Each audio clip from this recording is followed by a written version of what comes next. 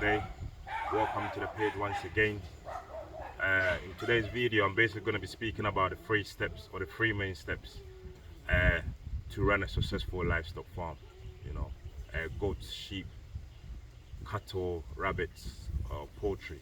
You know, the three main important steps to run a successful livestock farm.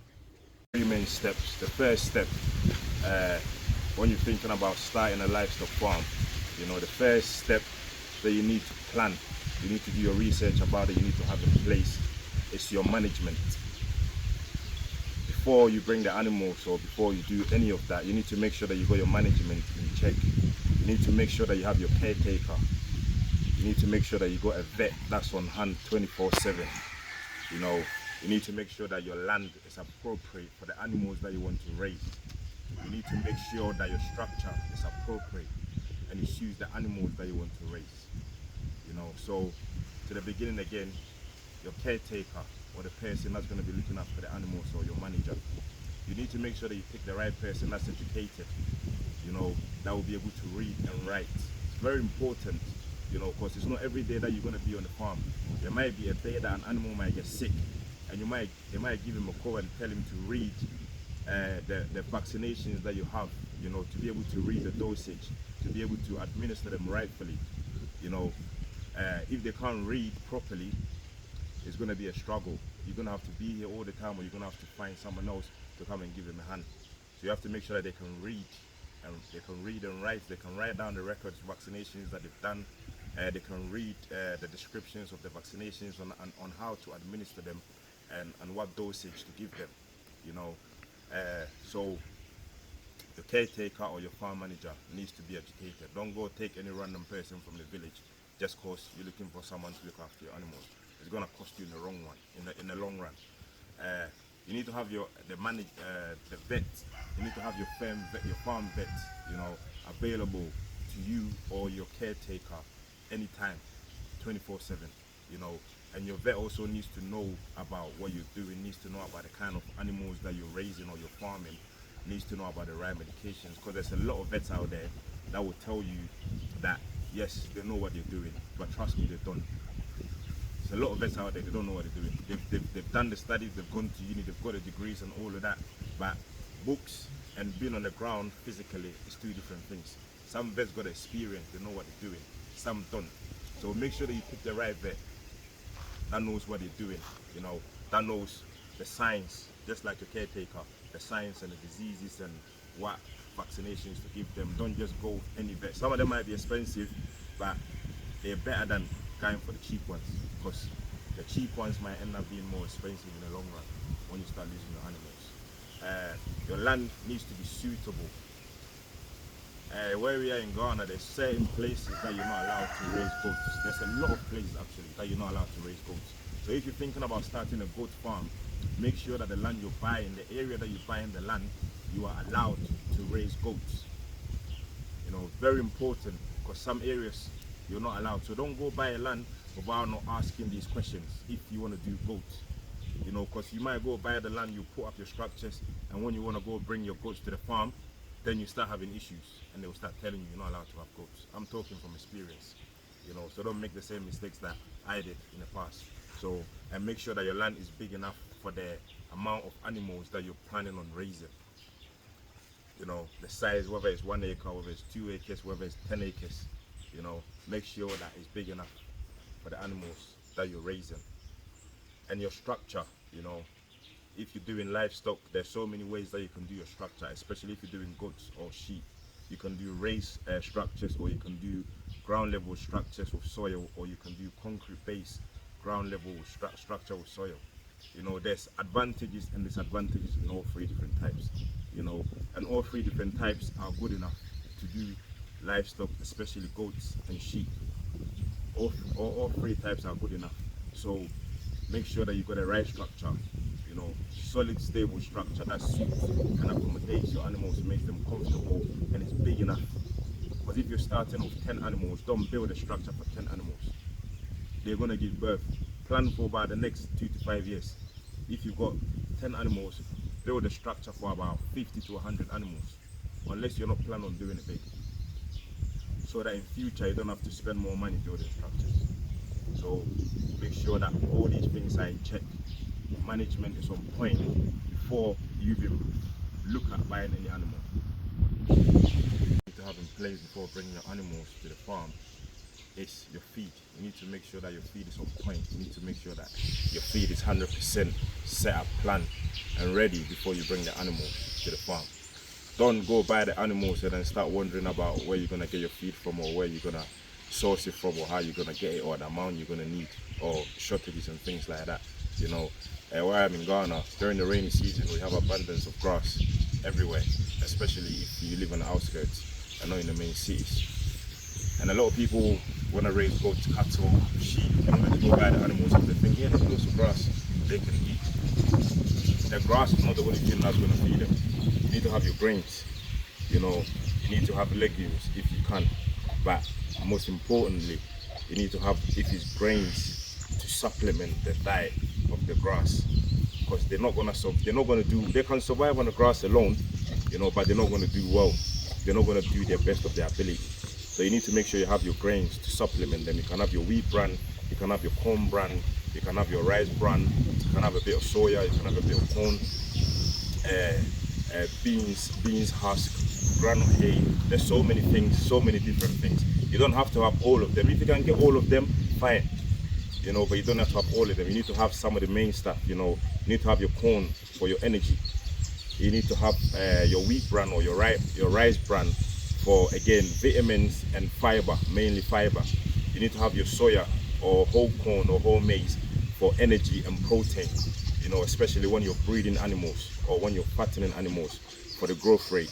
Because feeding them on grass alone, feeding an animal on grass alone is going to take a lot longer to mature, to reach the full potential than an animal that's been supplemented with grains and then grass. And also you can get cassava pills, you can get plantain pills, yam pills and things like that. So make sure that you source all of these stuff. Make sure that you've got them, you stocked up feed for at least 3 to 5 months, you know, before you bring the animals. Make sure that's done. It's a must, because if you bring your animals and then you start sourcing feed and then you're struggling to get them, the animals are going to suffer. All the time that you're wasting to try and find feed, all the times that you're wasting to source them, you know, to buy them, to bring them, the animals are suffering, you know. But and then you're gonna have losses, you know. They're gonna start getting stressed, because you've got to remember you've brought them to a new environment, you know, so they're gonna go through the stress process. So on top of the stress process, if they're also going through feed stress, you know, that's gonna affect them health wise, and you're gonna start losing animals. They're not gonna breed properly.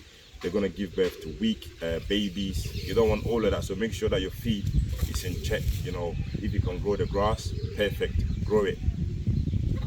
You know, you want to prepare hay, perfect. Make sure it's done. You know, make sure all of this is in place before you bring your animals to the farm. Last but not the least, you need to have the right breed. You know, the proper breed with the right genetics. You know, plan all of this before bringing the animals to the farm. If it's goats that you're doing, you need to have a plan. You need to have about five years minimum plan of what you're planning to do, whether you're trying to increase the size, whether you're planning to cross them with the local breed to increase the value, whether you want to plan and focus on just the local breeds, whether you want to plan and focus on just foreign breeds, you know, like the Boers, the Kalahari, the Savannas, or the local breeds like the Sahels or the West African Dwarfs. Same applies to sheep. Same applies to sheep. You know, we've got the Jalonkis, you know, the West African Dwarf. We've got the Sahelian types. We've got Balami. We've got the Sudanese breeds. We've got the Ladums from Senegal. You need to plan and find out what you want to do. Whether you want to do fattening, whereas you will go and buy just the males, fattening them for 6 months and then sell them on. Or if you want to breed, you know, you find the right females. Or if you want to increase the size of the local breed slowly, like what we're doing, you find the local breed females, find some Balamis or some Sudanese females, and then look for a good quality ram for good size, whether it's Balami or the Sudanese. I won't advise you to use the local sheep, the local ram, to cross your local females, because they're small, they're tiny. and you're gonna have to be selling them in hundreds to make any sort of money, you know. So you want to keep the local females fine, because they have their benefits too. You know, they've already adapted to our climate, to environment, to a minimal feed that they get. You know, they're very resistant to diseases. So you bring in a bigger ram, and then you improve their size, the growth rate, by the same time keeping hold of those genetic traits that the local ones have, which is the adaptability and the resistance to diseases. So make sure that you have your right breed. In sheep, you know, we got a Sudanese ram, very big, weighty, bit of slow grade, but they have good size on them. We got a Balami, again, good growth rate, good size on them, that can improve the local breeds. You have the Uda, again, good growth rate, good size on them. You have the Ladum, if you want to go more top class level, but that's more of a show breed than for meat. So you need to have all of this in check, whether you going to show them, you're going to breed them for meat, or you're going in just for fatting. Whereas you go to a farmer, you buy all the young males and you fatten them and you sell them on. So that's the last but not the least, is your genetics. You need to have the right genetics, because your ram or your male accounts for 50% of all the animals on your land. Me personally, I think it's more than 50%, but that's what it says. Me personally, your productivity, your investment, your returns, everything is based on the type of ram that you have on your farm, you know, or the type of bull when it comes to cattle, or the type of buck when it comes to goats that you have on your farm, you know. So make sure that all of these things are in check. Make sure that you go and buy them from a right breeder that keep records. You know, I mention this all the time. They keep records. They can tell you 6 to 12 months records of the animal, you know, what injections they've been on, what they feed on, what they do well under, and what they've done. So that when you bring them to the farm, it makes it easier for you to fit their needs, so that it's easier for them to adapt and then to reproduce, you know. So the genetics is the last but not the least. Before, plan all of that before you bring any animal to your property. Thanks for watching this video. I hope it's been useful, and I hope someone has learned a thing or two from it. If I've said something wrong or something that I haven't said, kindly drop it in the comment section. Like I say, we all learn. I learn, you learn, you know. Each one teach one. So drop it in the comment section.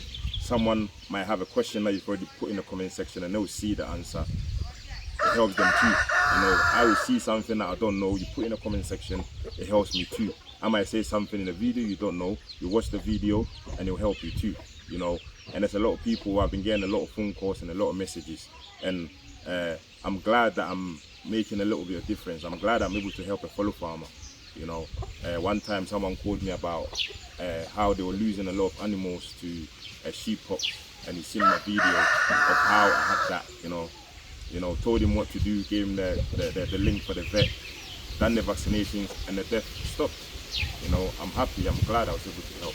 You know, so thanks again for watching all these videos. Don't forget to share so that someone else somewhere might benefit from the video. Don't forget to subscribe, and don't forget to drop the comments. Thanks again. Hope you have a wonderful day.